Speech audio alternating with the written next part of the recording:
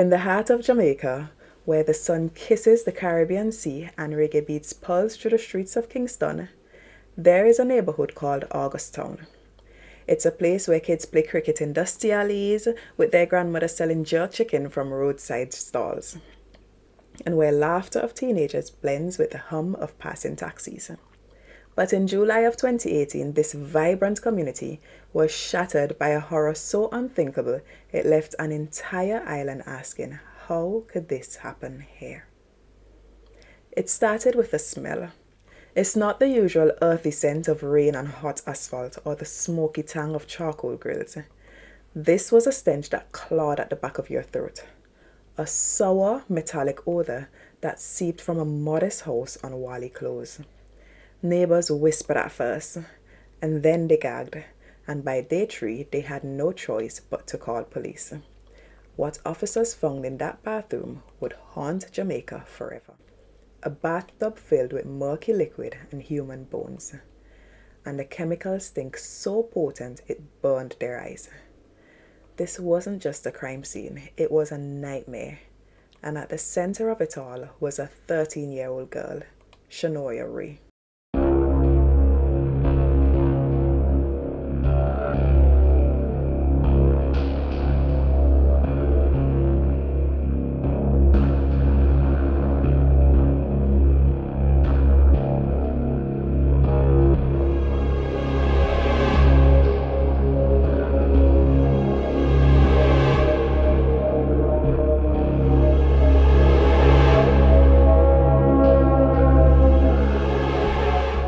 Hey mystery crew, it's Lexi here, back with Island Mysteries Uncovered.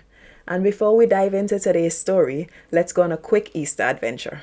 So here is your mission. First, head over the little hill to Facebook and follow us there. Then, follow the footpath to Instagram and tap that follow button. From there, you'd venture into the jungle of threads, and the link is in the bio just so you don't get lost. And be sure to connect with us there.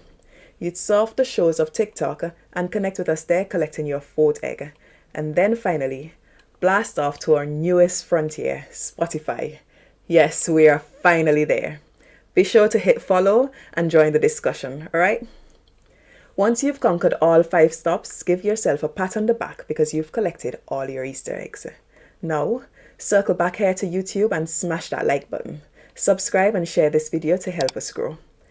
Grab your snacks, settle in, and let's get into today's story. As usual, guys, I do need to mention that this episode discusses topics that may be triggering for some listeners and viewers. These topics are child exploitation and murder. And if you feel this may be too much or too heavy for you, we encourage you to skip this one and take a moment to pamper yourself. You can catch up with us next week in the next video where we'll be covering the murder of Sir Harry Oakes. And this one was a special request by a follower. Alright? So let's get into it. Shanoya Wray was described as the type of girl who left an impression on everyone she met. At just 13 years old, she was full of life, her laughter echoing through the narrow streets of Augustown in Jamaica. A student at New Day All-Age School, she had dreams bigger than the island itself, and she spoke of becoming a teacher one day, of making a difference in the lives of others the way some of her own teachers had inspired her. But in some areas in Jamaica, where poverty tightens its grip like a vice, predators often wear smiles. And Sanju Maharaj, a 27-year-old Trinidadian teacher who had come to Jamaica just years before, had embedded himself into the community. To a lot of the people who met Sanju casually, they would describe him as respectable and educated. People said he was a man who had a way with words and a voice as smooth as age rum. But behind this facade was a predator, a man who sought out vulnerability and he exploited it. In cases like this, it often begins innocent enough. Extra tutoring sessions, compliments on grades, a bag of sweets slipped into your backpack. But in this case, all the good things turned sinister, and the power imbalance was undeniable. A grown man with authority and a young girl learning about the world. And like so many cases of manipulation, it began subtly. Compliments, promises, attention, and then it escalated. See, at one point, Shanoya disappeared from home, and after a frantic search, she was found at Sandru's residence. Police got involved, and he was charged with carnal abuse. And carnal abuse is a legal term that generally refers to sexual acts between an adult and a minor. And by minor, I mean anyone under the legal age of consent. It's often called statutory rape as well, and it applies even if the minor appears to agree it is a crime. And this should have put an end to his influence over her. But somehow, despite the charges, he was granted bail. Now on July 13th of 2018, Shanoya left home and she never returned. Her mother would say she knew something was wrong, and panic quickly set in. The search immediately began with missing persons reports filed and family members combing the streets and social media posts begging for answers. This would go on for days until eventually the smell came, and residents in a quiet area of Mona, St. Andrew noticed something strange. A pungent, unnatural stench that seeped from a house on Wally Close. People whispered, they speculated, and eventually someone called the police. When authorities arrived, they found something out of a horror film. Inside the house, the stench was unbearable. It clung to the walls and to the very air itself.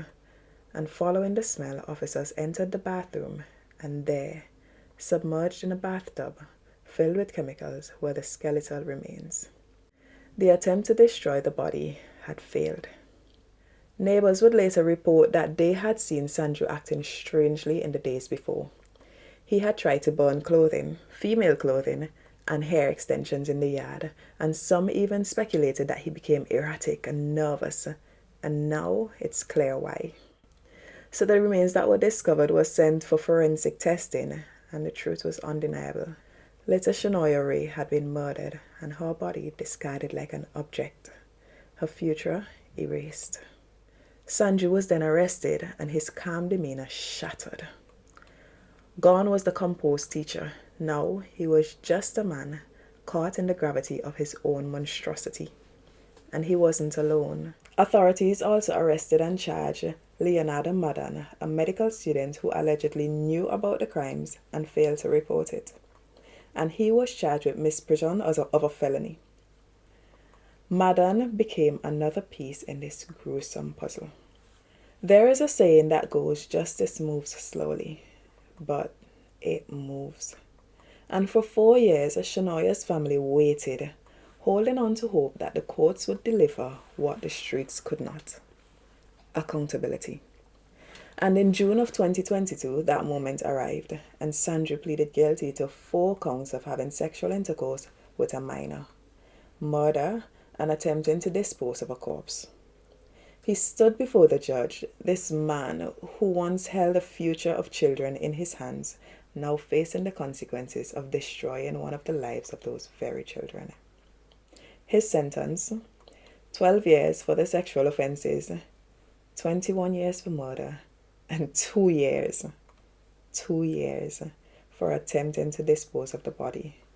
And I just thought at this point I should mention that Shanoya's exact cause of death is not really known because of the extent to which her body was already dissolved when discovered. And one of the members of the investigating team would say that if her body had been left for even one more day, there would have been no remains to find. She would have just been another missing person who was never found. Sandru would spend a total of 34 years behind bars. And although it wasn't enough to erase the pain, it was something. Shana K. Hall sat in the courtroom listening to the sentence, and she had waited years for this moment. And when it came, the weight of it all crashed down on her. Her daughter was gone, but at least the man responsible would not walk free for a good 30 years.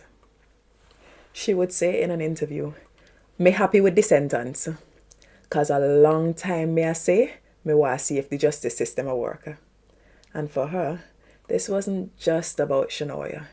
It was about every young girl who had ever been preyed upon, every mother who had ever felt powerless, and it was a warning to those who felt they could take innocence without consequence. Shanoya Wray would have been 19 years old today. She would have possibly been attending university, laughing with friends, and dreaming about a future. And I know there's a lot of people out there struggling with this one question. Why? Why kill her? And honestly, that's one of the questions that I struggled with. I asked myself over and over from the moment I first learned about this case. And I don't think there's any one correct answer. This is one of the questions that just claws at the edges of this story. It's relentless, but it's unanswerable. Why would a teacher, a man entrusted with shaping young minds, snuff out the life of a girl like Shanoya? And the truth, it's buried in the dark calculus of a predator's mind.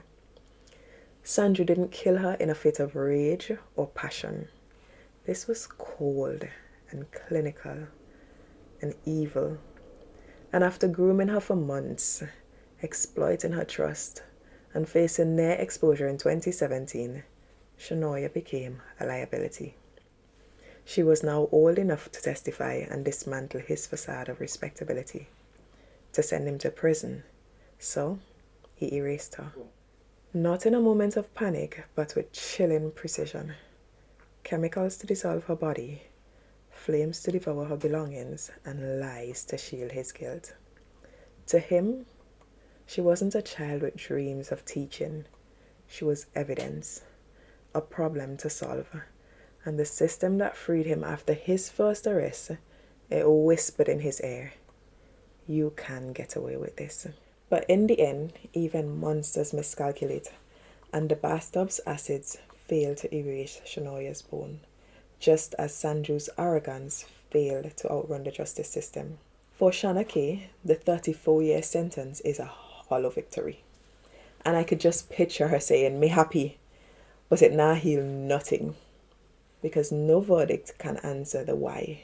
No prison cell could explain how a man who swore to educate children instead chose to destroy one. All that remains is Shanoya's face on August Town's murals, her name in headlines, and a warning seared into the Jamaican's conscience. Predators don't lurk in alleyways. They stand at chalkboards, they earn your trust, and they kill to keep their secrets. This case is a call to action. It's a call for stricter laws, for better protection for minors, and for communities to be way more vigilant. It is a reminder that when girls go missing, when something seems wrong, we need to act faster. We need to push harder and never let justice slip through our fingers. Shanoya's story didn't end in that bathtub. Her name lives on. And for anyone in Jamaica that's listening or viewing our videos and you're experiencing something similar and you're reaching out for help, there is help available. One such organization we found during our research is Eve for Life, and it's a foundation that prides itself on supporting survivors of gender-based violence and trafficking through counseling, legal aid, and advocacy. So that's eveforlife.org. For immediate crisis intervention, you can also contact the Jamaican Police Force, and we'll put their details in the description. You'll contact the Department of Sexual Offences and Child Abuse, okay? And if any of you would like to join the fight against crimes against children, then you can partner with Jamaica's Child Protection and Family Services Agency.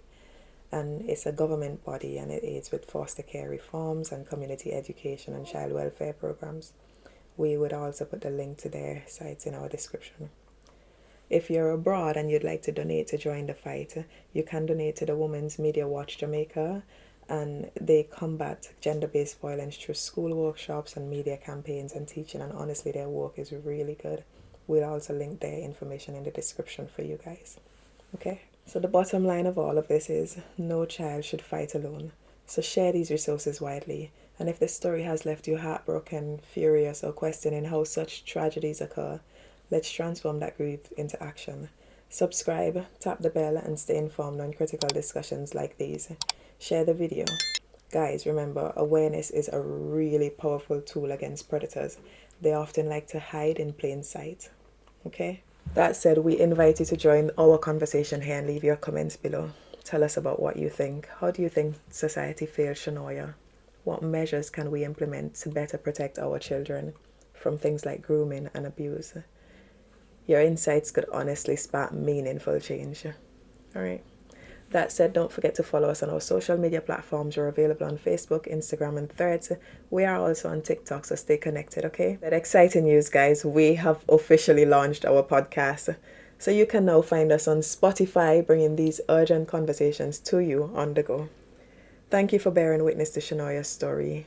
The fight continues next week with another critical discussion, but until then, stay vigilant, stay informed, and keep advocating for the change you want to see. All right. Thank you guys for watching.